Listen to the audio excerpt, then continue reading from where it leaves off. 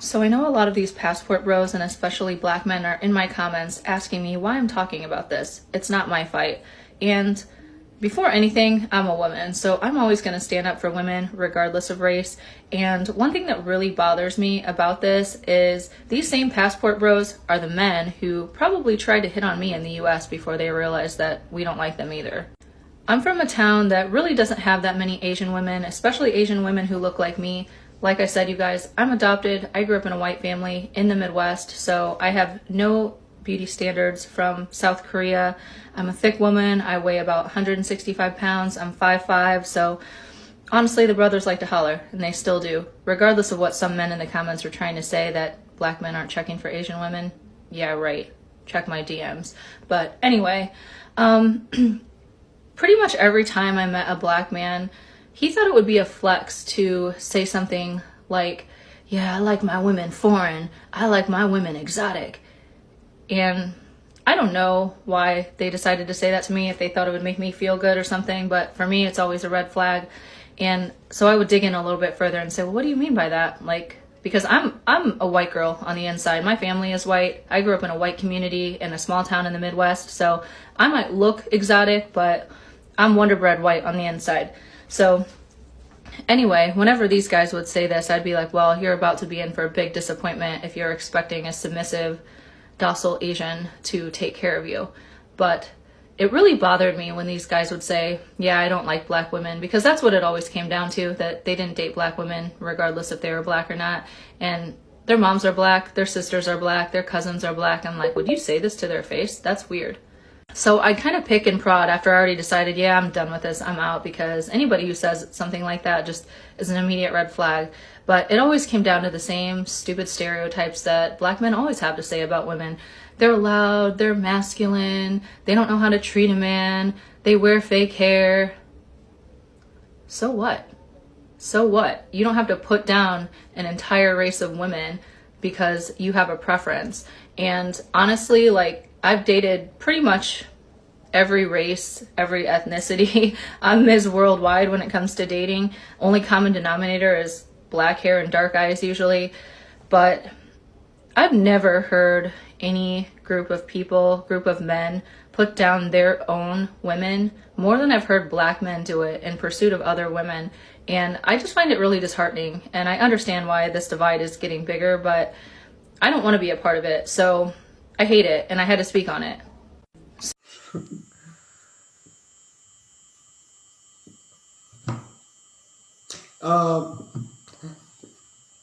Listen, just before we dive into this video topic, right, I just want to make this disclaimer, right?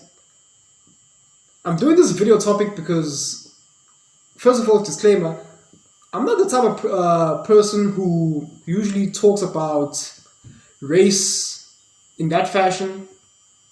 Part of the reason because my people already do an overwhelming job of that, crying about, oh, racial this and that, right?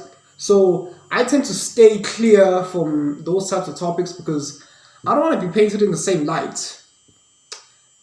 However, sometimes me being a black person myself,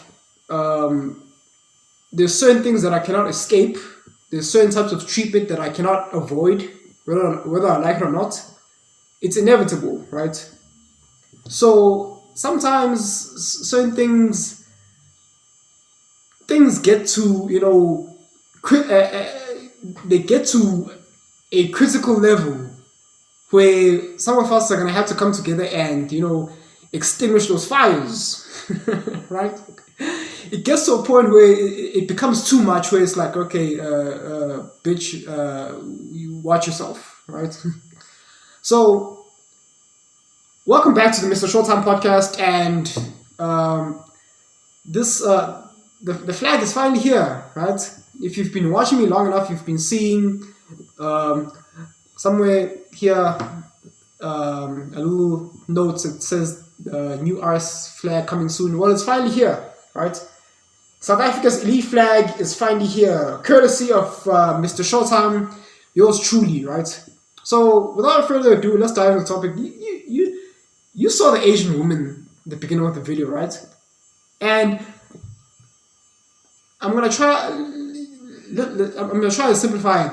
This boils down to a concept called plantation politics. Now, I'm very grateful. A couple of weeks back, I got invited by one of the original members of the Manosphere 1.0, Mumia Obsidian Ali, featured me in one of his videos to sort of like give a broader perspective of what brothers are going through even in the African continent. Yes, Americans, I said continent, not country. Africa is not a country, okay? It's a continent, which means there are other countries involved. And I have to say this because I was listening to Donovan Sharp doing the breakdown of Andrew Tate on Just Pretty Things, and he said that, African women are more feminine and cooperative compared to American women. No, Donovan, don't say African women, okay? Because first of all, Africa is huge, right? There's many countries and the dynamics are different. And some of the African YouTube content creators can tell you that that's not true. You're taking a stereotype that you Americans think you know, but actually you don't. Okay, Donovan? And I'm saying this not to slam you. I'm just giving you a more clear perspective, because I've heard enough of these misconceptions about Africa, as if Africa is one huge, gigantic mud plain that all Africans are the same. No. There's West Africans, there's East Africans, there's South Africans, there's North Africans, there's Central Africans, and we're not the same. South Africa in particular is a first world country. We are a homogeneous society, multi-ethnic, multi-racial society. So in future, don't say African chicks or some. No. Which African chicks? The ones from Nigeria, Ghana, Ethiopia, Kenya, Ivory Coast, Namibia, South Africa. Which African? Don't just say Africa. Thank you so much to Obsidian for inviting me, because I had a massive opportunity to give the American audiences a more clear perspective about Africa. We're not the same. Okay, we're not this gigantic mud plain where all of us are riding elephants and we're all the same. Okay, stop. Shout out to Obsidian for giving me an opportunity. So yeah, that was my opening rant. 5 minutes in, right? So there's this concept that back in the day in America, during the Jim Crow, or let's say the slave era, of how black men were treated as slaves, right? It's called plantation politics. So you have the ninjas that worked outside, they were whipped and they were treated like subhumans, right? And then you have the house ninjas. That would be the black women. They had a little bit more preferential treatment because they were women. They got to stay in the house with Massa, with William Cartwright, shout out to Angry Man, right? And they resent black men because they want they so desperately want to be Miss Anne. Right? Hey, shout out to Angry Man, he's blowing up, right? So most people think that plantation politics, certain dynamics, they no longer apply in today's modern society. Yeah, for the most part, legislatively they don't, but really for truly they still do. Evidently they still do. It's a problem when black men date out. Now, it's funny because ever since World War I, World War II, I know that you American men, Caucasian men, white men, have been going over to Vietnam, to war in Iraq, and they came back with children or women, Asian women, right? Spoils of war. And they've been doing this for, it's not a new phenomenon. But, men have been doing this for thousands of years. But now, it's only a problem when black men date out. Because for the first time, men have actually started to wake up and say, listen, I don't deserve to be treated like a peasant. I don't deserve to be spat on by our own women. I'm going to go to other countries and see what's up. Brazil, Dominican Republic, DR. And ever since that phenomenon has been made known, clear and obvious throughout the internets, oh no, black men have become under severe social backlash. Shame, guilt, insult, the need to be right, sign language.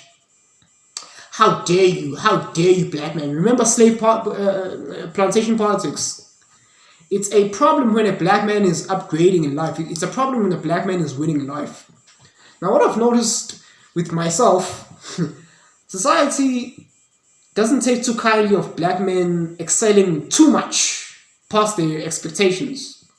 Because society at large will clap for a black man who's winning. But on the inside, they're like, no, ninja, you don't win too much, right? Don't surpass us.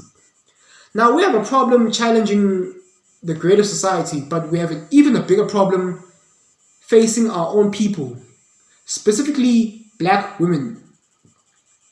Angry Man once said that black men were never free. They just changed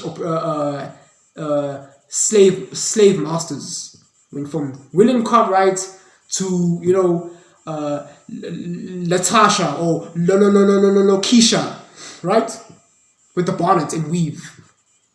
Black men have been saying for the longest time that, listen, we don't like unruly, bitchy, uncooperative women for the longest time.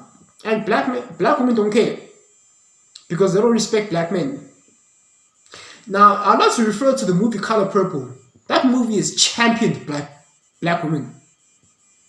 Now, that Asian woman in the beginning of the video, she is doing something. She will have you believe that black men are just out of malice. We're just out here bashing black women just out of the blue for no particular reason. That's called a psychological tactic called projection. It's a really insidious tactic that sociopaths tend to do when they project traits that they themselves are guilty of onto their victims. Black women have been insulting black men since the early 60s, if I'm not mistaken.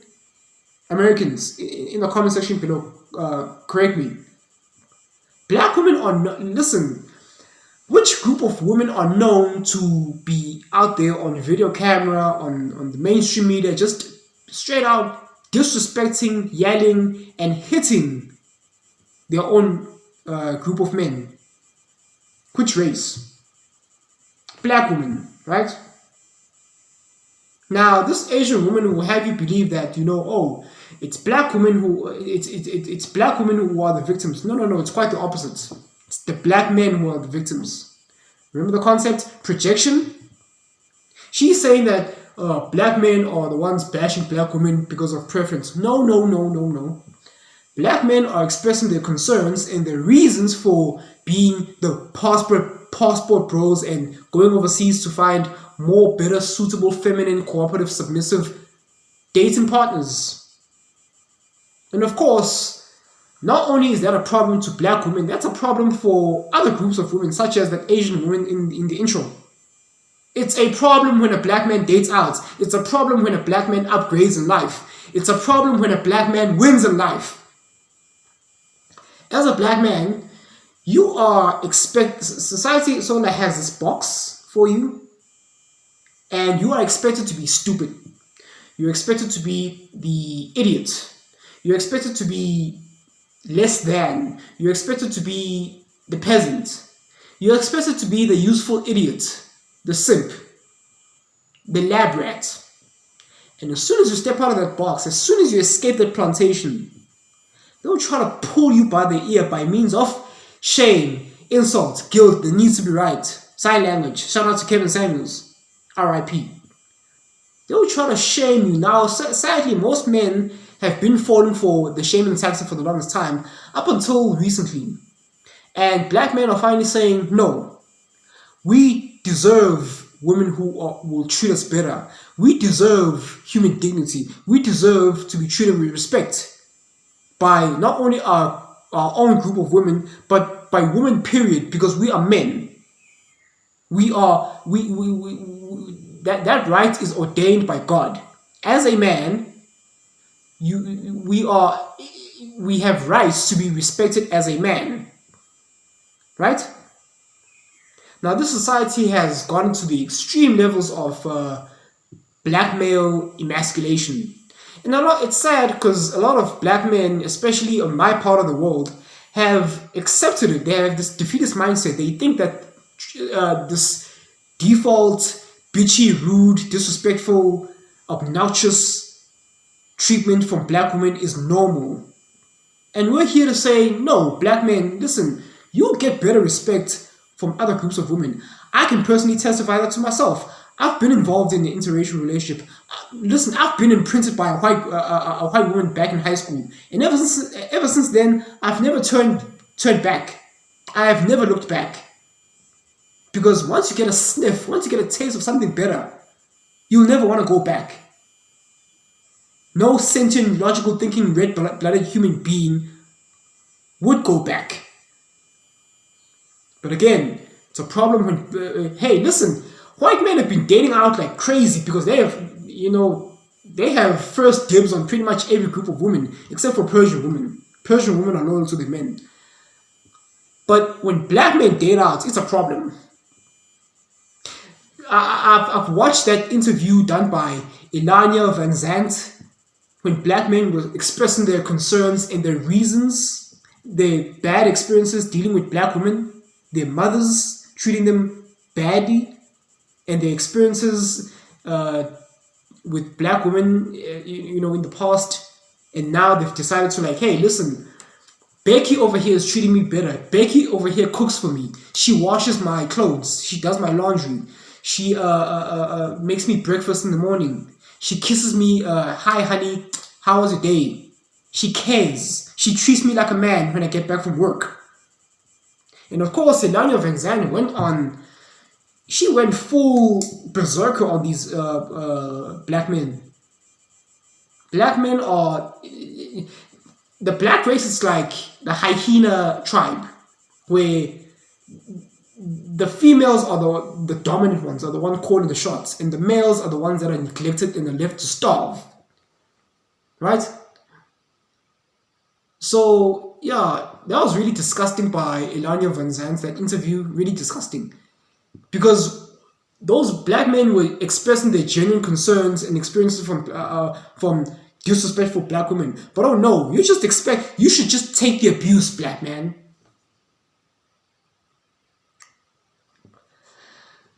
Anyway,